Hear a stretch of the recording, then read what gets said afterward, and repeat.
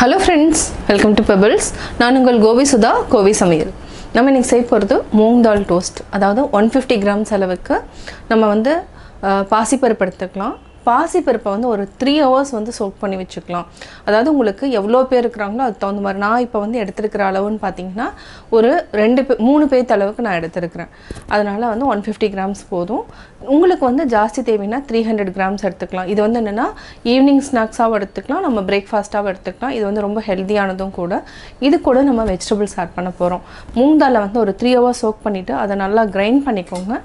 அது கூட வந்து நம்ம என்னென்ன காய்கறிகள், அதாவது கேப்சிகம் அதாவது குடமிளகா ஆட் பண்ணிக்கலாம், கேரட், முட்டைக்கோஸ் ஆட் பண்ணிக்கலாம், ஆனியன், கொத்தமல்லி, பச்சை மிளகாய், இந்த மாதிரி நம்ம வந்து என்னென்ன காய்கறிகள் வந்து ஆட் பண்ண முடியுமோ அவ்வளோ காய்கறிகளும் நம்ம ஆட் பண்ணலாம். அதாவது இது வந்து என்னென்னா ஜஸ்ட் நம்ம பேஸ்ட்டை வந்து நம்ம வந்து மேலே அப்ளை பண்ணிவிட்டு நம்ம வந்து டீப் ஃப்ரை பண்ணாமல் ஜஸ்ட்டு தவாலேயே ஃப்ரை பண்ண போகிறோம்.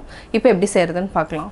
மூங் தால் டோஸ்ட்டுக்கு தேவையான பொருட்கள் நம்ம கேரட், முட்டைக்கோஸ் இது ரெண்டுமே வந்து ஒரு கேரட்டை எடுத்துருக்குறோம். அதாவது கொஞ்சமாக இருந்தால் போதும். முட்டைக்கோஸ் வந்து ஒரு 25 கிராம்ஸ் இருந்தாலே போதும்.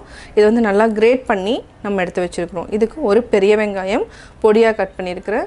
ஒரு குடமிளகாய், இது குடமிளகாயில் உங்களுக்கு கலர் நிறையா இருந்தாலுமே அதுவும் எடுத்துக்கலாம். கொத்தமல்லி ஒரு கைப்பிடி, பச்சை மிளகாய். இதுக்கு என்னென்னா 150 கிராம்ஸ் அளவுக்கு நம்ம ஆல்ரெடி 3 hours வந்து ஊற வச்சுருக்கிறோம். இதை நல்லா அரைச்சிக்கலாம். இப்போ அரைச்சிட்டு அடுத்து என்ன பண்ணணும்னு பார்க்கலாம். இப்போ நம்ம இதை அரைச்சி எடுத்துக்கலாம். இப்போ நம்ம அரைச்சதை ஊற்றிடலாம். நம்ம அரைச்ச பாசிப்பருப்பு கூட கொஞ்சமாக மஞ்சத்தூள் ஆட் பண்ணிக்கலாம். மஞ்சத்தூள் கூட மிளகாத்தூள் 1/2 டீஸ்பூன் இருந்தாலே போதும். கேரட், முட்டைக்கோஸ் இது ரெண்டுமே ஆட் பண்ணிக்கலாம்.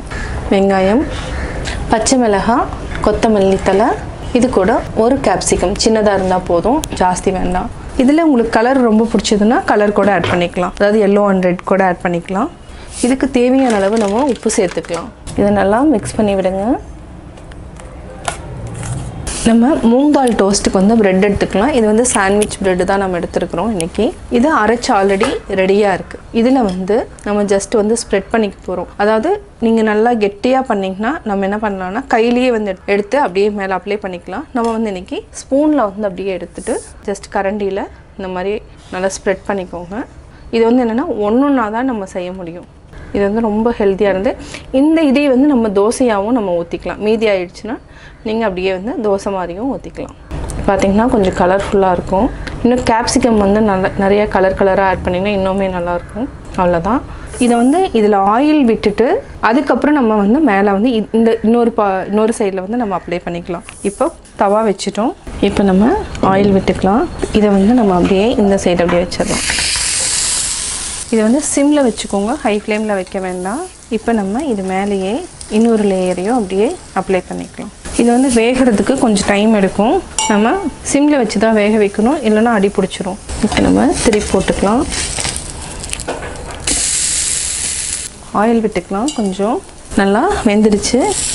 இதை ஓரத்துலேயும் நல்லா ப்ரெஸ் பண்ணிக்கோங்க, அப்போ தான் நல்லா வேகும். இப்போ நம்ம எடுத்துக்கலாம். பார்த்திங்கன்னா நல்லா வெந்துடுச்சு. ஃபஸ்ட்டு நம்ம எண்ணெய் ஊற்றிக்கலாம். ஜஸ்ட் அப்படியே திருப்பி போட்டுக்கலாம். இது மேலேயே அப்படியே ஜஸ்ட் அப்ளை பண்ணி விடுங்க. இது வந்து 1 அல்லது 2 சாப்பிட்டாலே போதும், ஹெவியாக இருக்கும். இப்போ நம்ம இது மேலேயும் அப்படியே எண்ணெய் விட்டுட்டு கொஞ்சம் நேரம் நல்லா வேகட்டும். இப்போ நம்ம எடுத்துக்கலாம். இப்போ நல்லா ப்ரெஸ் பண்ணி விடுங்க. ப்ரெஸ் பண்ணிவிட்டு கொஞ்சமாக எண்ணெய் போட்டுக்கலாம். நல்லா வெந்துடுச்சு. இப்போ நம்ம எடுத்துக்கலாம். சுவையான மூங் தால் டோஸ்ட் ரெடி. மூங் தால் டோஸ்ட் எப்படி செஞ்சுங்கிறத பார்த்தீங்க. இது வந்து ஈவினிங் ஸ்நாக்ஸுக்கு வந்து ஒரு ஹெல்த்தியான டிஷ். நீங்கள் குழந்தைகளுக்கு செஞ்சு கொடுக்கலாம். அதே மாதிரி லஞ்ச் பாக்ஸுக்கு கூட நீங்கள் செஞ்சு கொடுக்கலாம். ட்ரை பண்ணி பாருங்கள். பார்த்துட்டு உங்களுடைய கமெண்ட்ஸ் எனக்கு சொல்லுங்கள். லைக் பண்ணுங்கள், ஷேர் பண்ணுங்கள், மறக்காமல் சப்ஸ்கிரைப் பண்ணுங்கள். அது மட்டும் இல்லாமல் பக்கத்தில் இருக்கிற பெல் ஐக்கானை கிளிக் பண்ணிங்கன்னா நாங்கள் அப்லோட் பண்ணுற வீடியோவை நீங்கள் உடனுக்குடன் தெரிந்து கொள்ளலாம்.